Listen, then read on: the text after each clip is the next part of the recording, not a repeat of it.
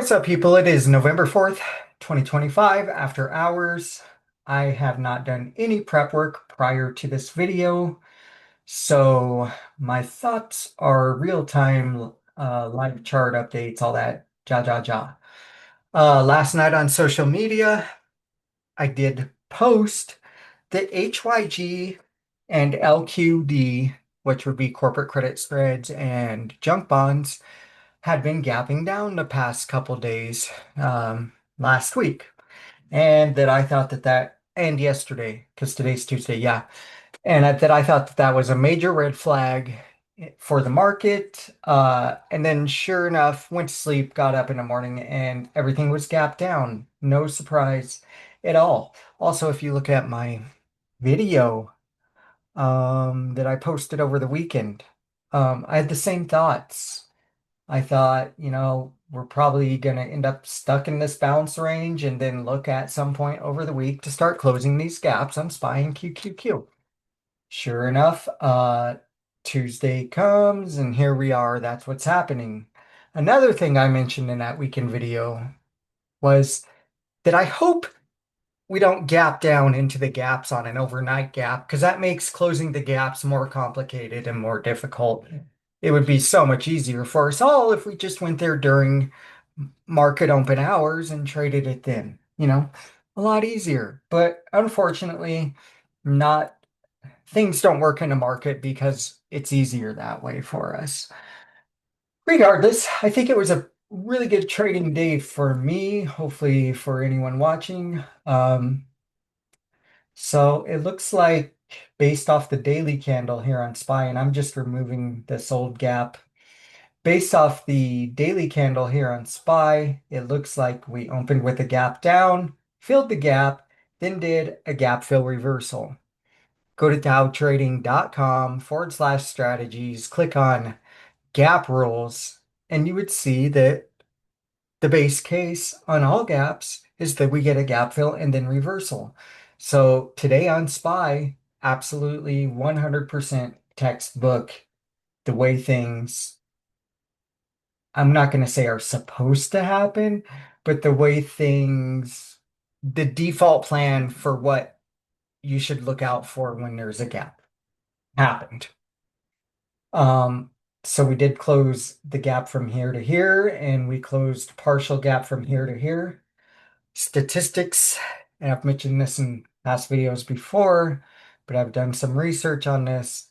And statistically, and this is much more so when there's a catalyst, and I'm not quite sure that there's really a catalyst right now as far as news catalysts. There's some red flag type catalysts that are going on. But when there's a gap that is a gap and go, probabilities are drastically increased that there will be another gap the next day. Well, that wouldn't apply here on SPY, but maybe on QQQ it would, since SPY actually did close that. Well, the daily candle here is inverted hammer, totally bearish. So my base case on SPY is we are looking for this level here, 674 or 672.65, right in this area. We might come all the way down a little further, whatever, who cares? Um, but the base case is we're looking for a higher low so that we can move back up to make a higher high, right? We come out of this bounce range, and here we got one big leg.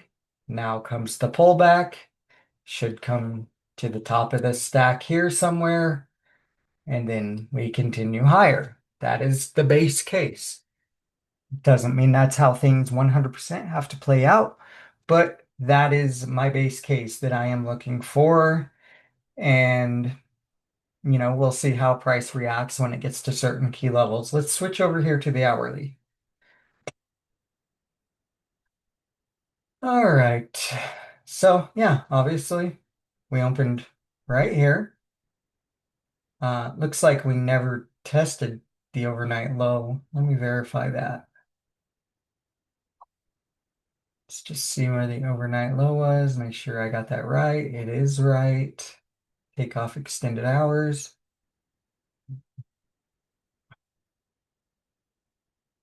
So we never did test the overnight low, but if you were gonna play this gap fill, let's see if we could find a legitimate way for that to have happened. I need more chart on here.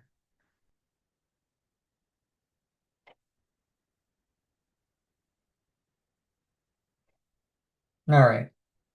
So if you're gonna play this gap fill, the best way to have played it, and you can just, take this with you going forward is something to think about with future gaps. So on a gap up or down or whatever, you always want to make note of the opening print. So we'll go ahead and mark the opening print. We move directly down and then we come back above the opening print.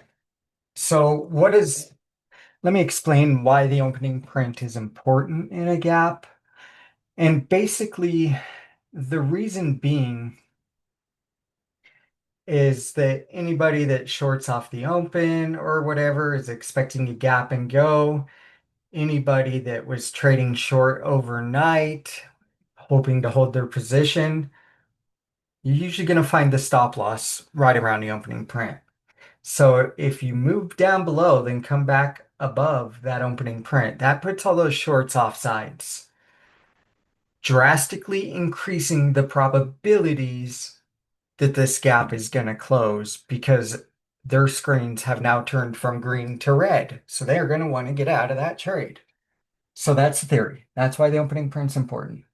So we come down below the opening print, then we come back up, and we have this somewhat of a higher low here, and it's above the VWAP. So, I mean, I guess you could have taken that trade, um, put your stop below the opening print, below VWAP. I'm just trying to see at the break of this inverted hammer, would it have even been worth the risk? I mean, that's probably like a one and risk reward, 1 to almost 2. So not the worst trade. Definitely something you could have played. I did not trade SPY. I really put my focus in QQQ. The reason I put my focus in QQQ today is because if you look at the breadth of the market for the last several weeks, as we've moved up into these major gaps, gap and go, gap and go, gap and go to the upside, what I see is that what's causing the gap and goes is Palantir, NVDA, AMD, Amazon, Apple. It's just the big tech names. So QQQ is more big tech focused. So my thought is if we get a pullback, we're going to get more momentum in the QQQ since it focuses just on the tech side, right? So that's really the reason I focused on QQQ versus SPY right now. Let me remove that opening print. I don't need it going forward. That was just for demonstration. Let me pop back to the hourly. I'm going to take this pink line and just move it to the low of today so I know where the low of the day is.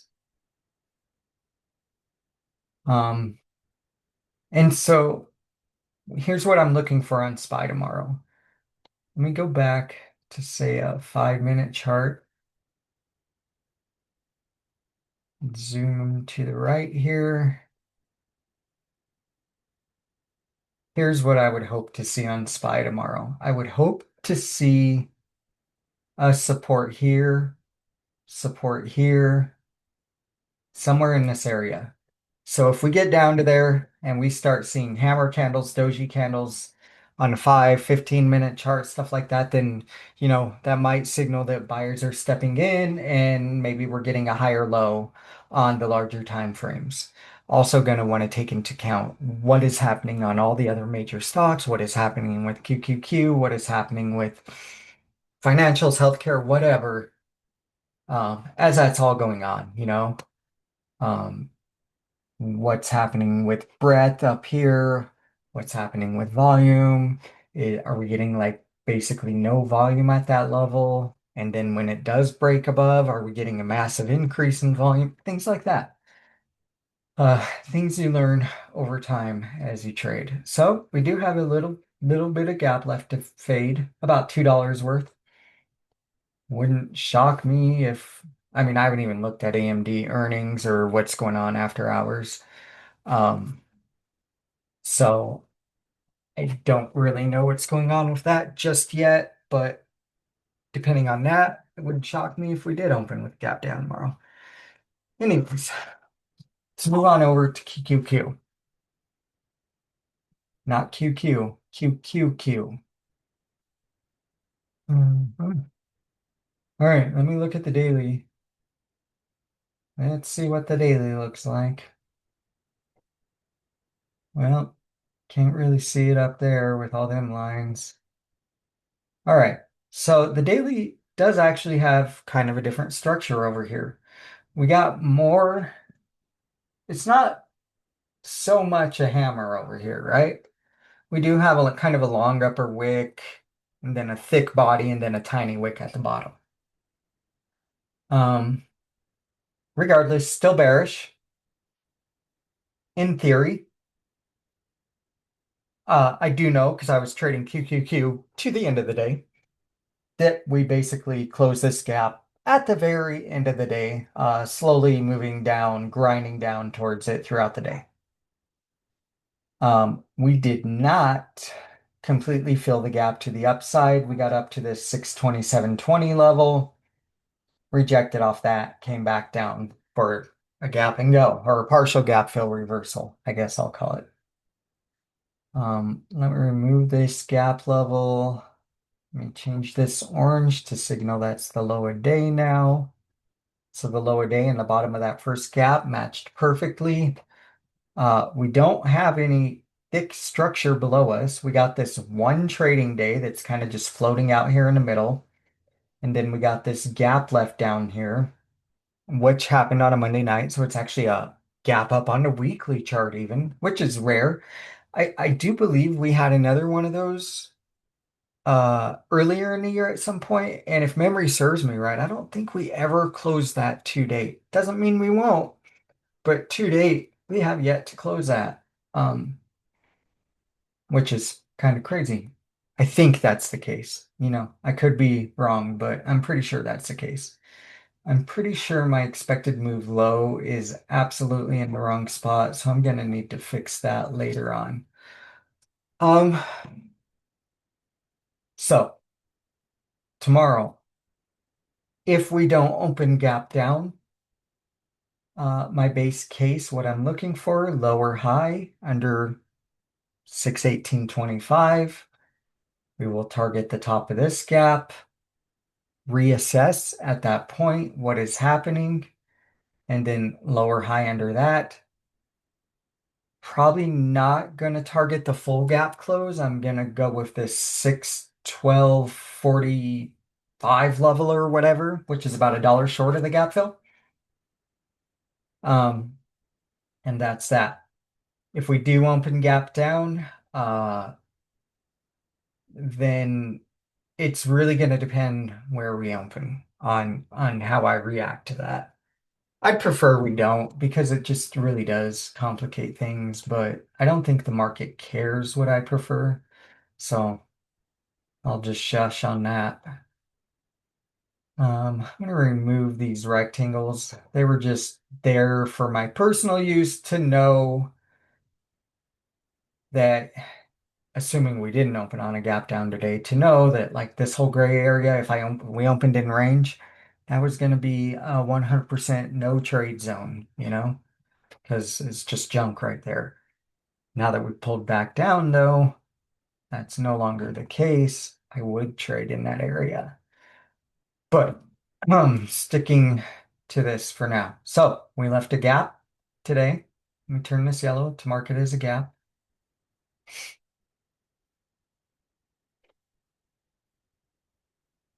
And just move it slightly down. Turn this yellow to mark it as the top of the gap. I'm going to set an alert in case we come into this gap.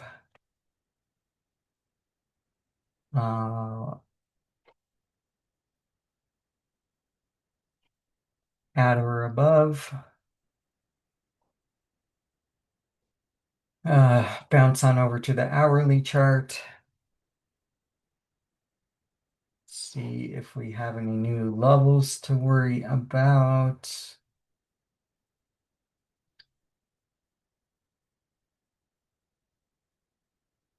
All right, so we got some like minor levels I'm just gonna make note of here.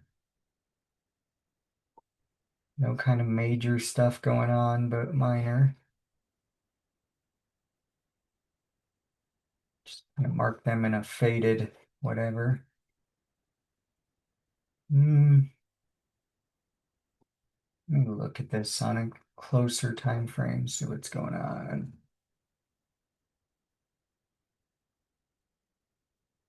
Yeah.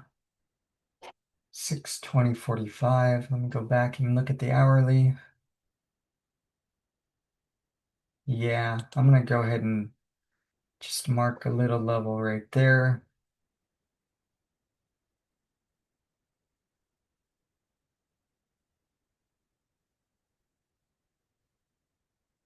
Grayed out.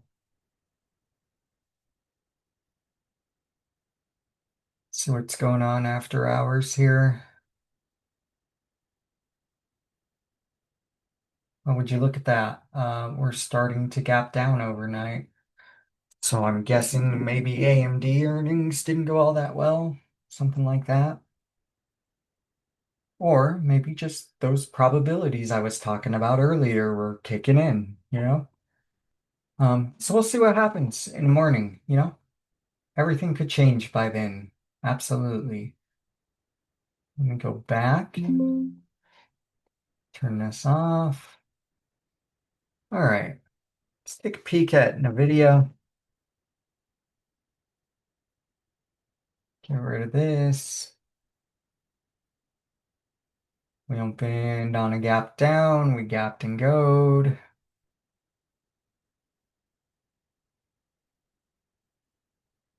Add the other gap level here. If I can make my mouse go there. I am noticing something else on this chart. We got a head and shoulders here. Shoulder, head, shoulder, gap down, lower high, off the neckline, boom. So that would lead me to believe that we are targeting at least 195.25, one would think. Let me mark the low a day.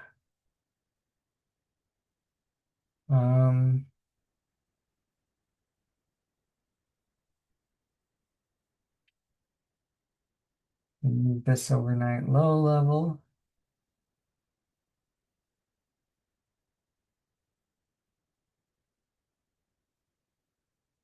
$199.85 or 215.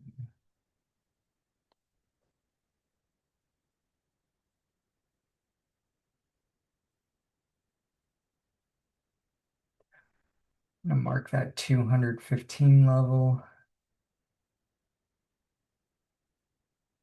Gray it out.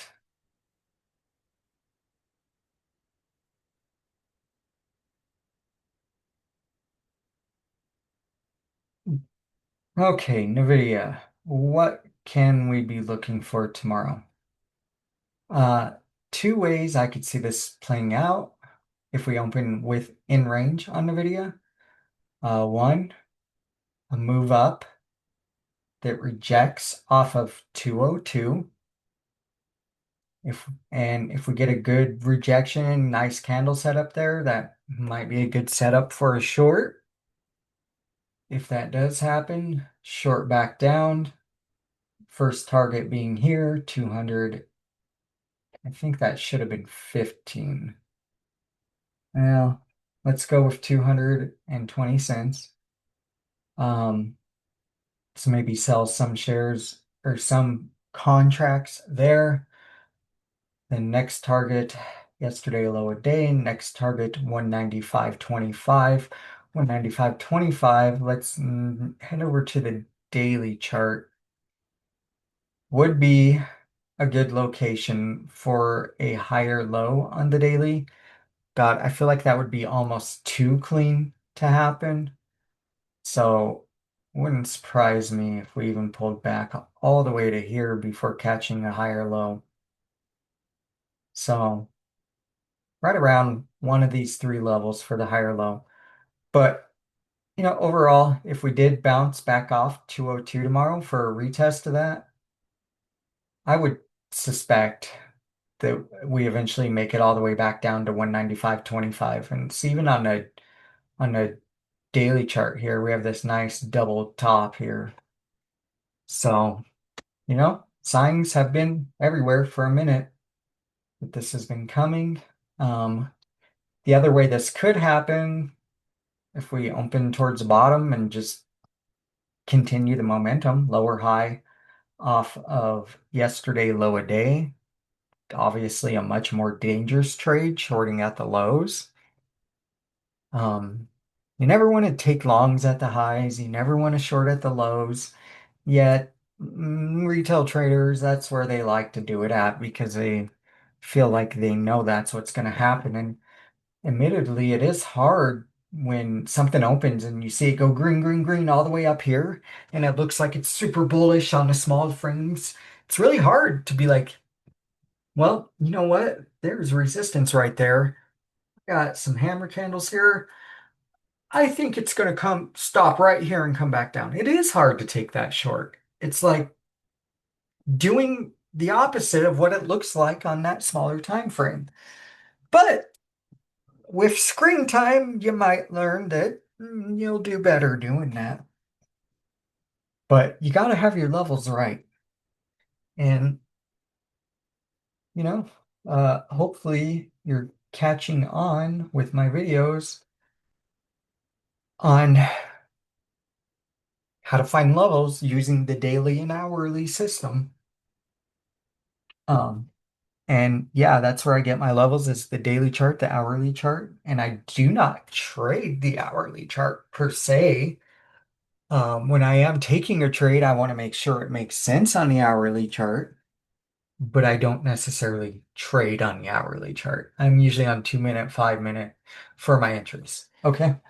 I'm going to continue on because I feel like I'm babbling too much. Let's go to Palantir. I did catch a great trade on Palantir. I believe that was my first trade of the day today. Um, if you don't know, Palantir had earnings last night, and they actually totally beat expectations. They, God, I even had a yellow line here because I was expecting to open on a gap up. Would you look at that?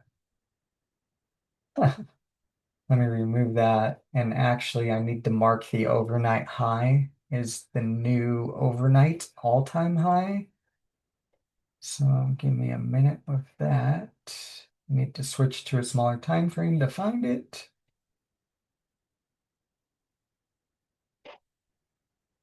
Oh, looks like I already did mark it.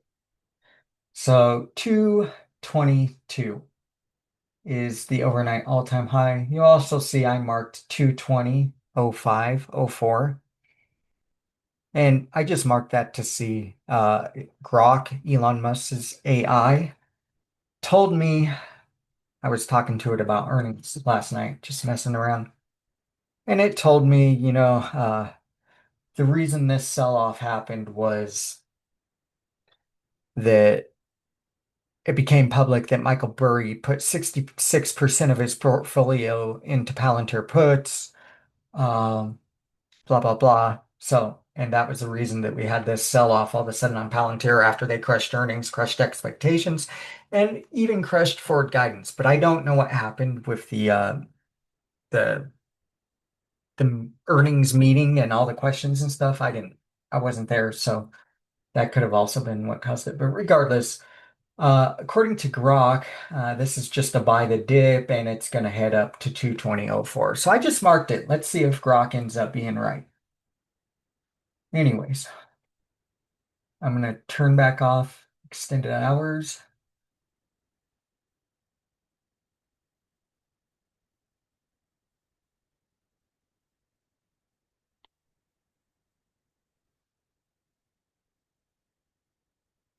I'm trying to remember the trade I took today. Let's see.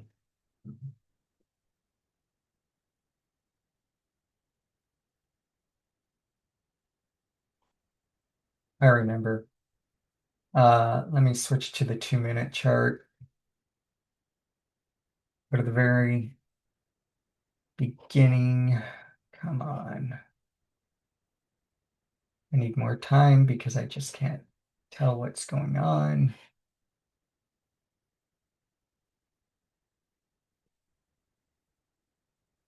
Okay, here's what I did. Uh, it came right here. You can see I had this little green area marked out. It gave this hammer candle right at the bottom of this level.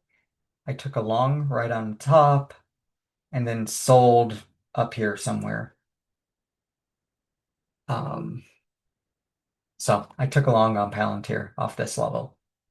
It was a good trade and it worked out fine. Anyway, I'm going to go back to the hourly chart and actually get a plan going with Palantir here.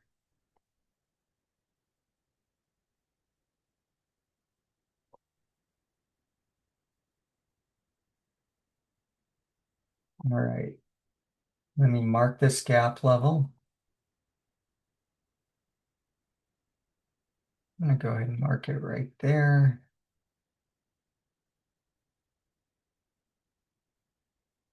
On that hourly level, I might get rid of this. I'm going to gray this one out a little.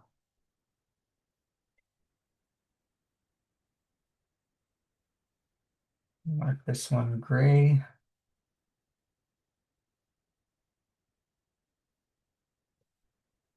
All right. Actually, let me get rid of this altogether. All right. Inside of this zone, I'm going to avoid Palantir between 192.85 and 187.30, I guess. If we can get above 195.45 tomorrow, get a higher low above, I would definitely be willing to take a long to target 198.85. Um, I am skeptical of shorts at this point. I mean, we got this nice level right here, which is the ideal location for a higher low on this larger time frame daily chart. Not only that, look, oh, I thought this was a hammer candle, but it's really more of a doji type candle. Regardless, hell,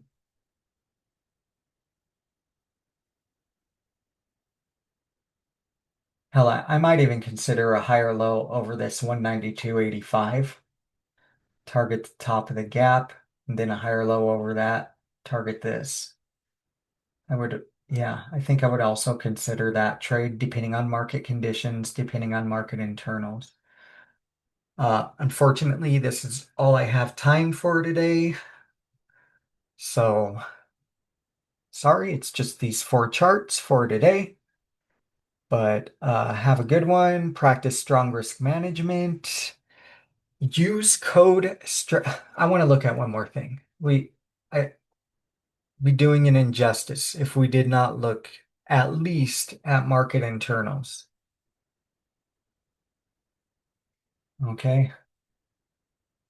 Substantial sell volume today.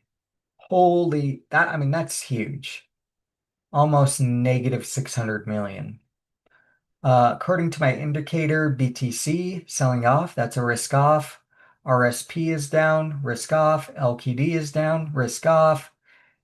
I know HYG open gap down, filled the gap, and then just sputtered. That's a kind of a red flag too. Gold is just staying steady. Um, so I mean, even my indicator is saying we have some signs of risk off, not full blown risk off. So wouldn't be super worried, but we do have some signs of risk off.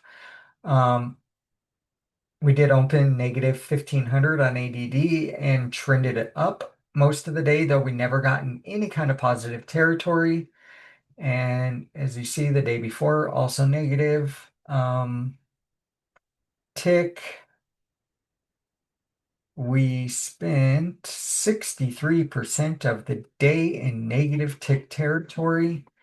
Most days recently have been spent in negative tick territory, even when, and you could see it down here, trended to the down, trended to the down, trended to the down, trended to the down, basically flat over here, and one day of uptrending. So,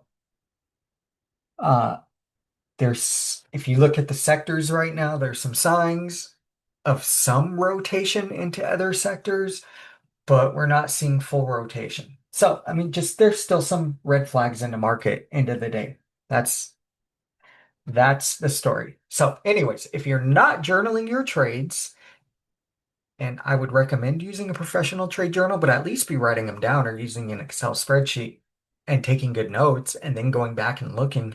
But if you use a professional trade journal, it makes it all a whole lot easier. And then you can even use like custom tags and get expected value for certain things. Like you could use tags such as gap and tag gap days whenever you have trades.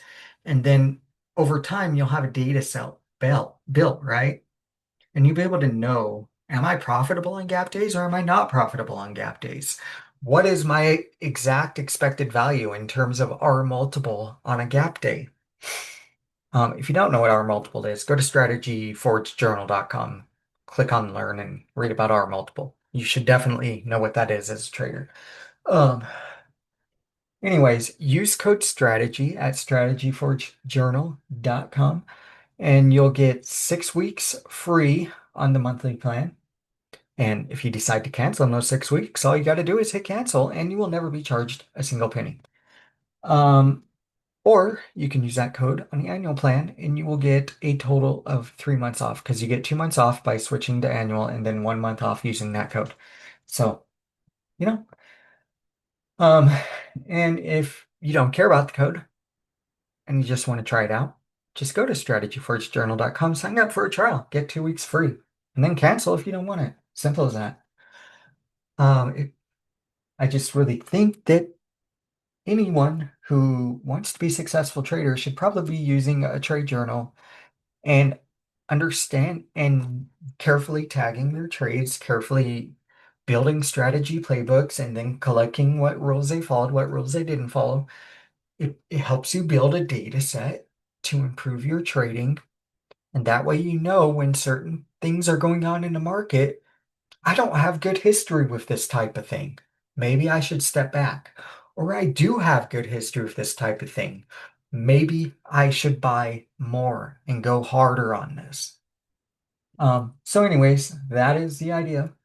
Have a good one. Stay green. Risk management first. See you on the next one. Bye.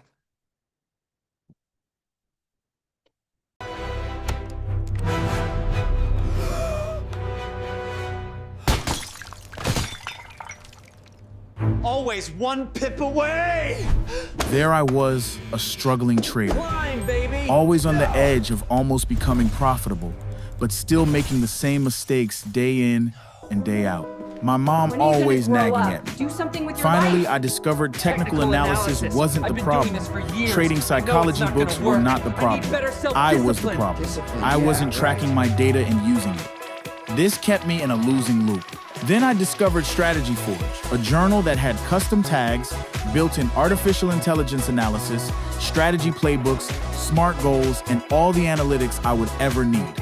Finally, I could afford that diamond grill I always From wanted. Edge Dweller to Bling Boss, StrategyForgeJournal.com. Use code STRATEGY for your first 6 weeks free or 3 free months on an annual plan. Act now. This deal won't last forever. Go to StrategyForgeJournal.com. That's StrategyForgeJournal.com and use code STRATEGY.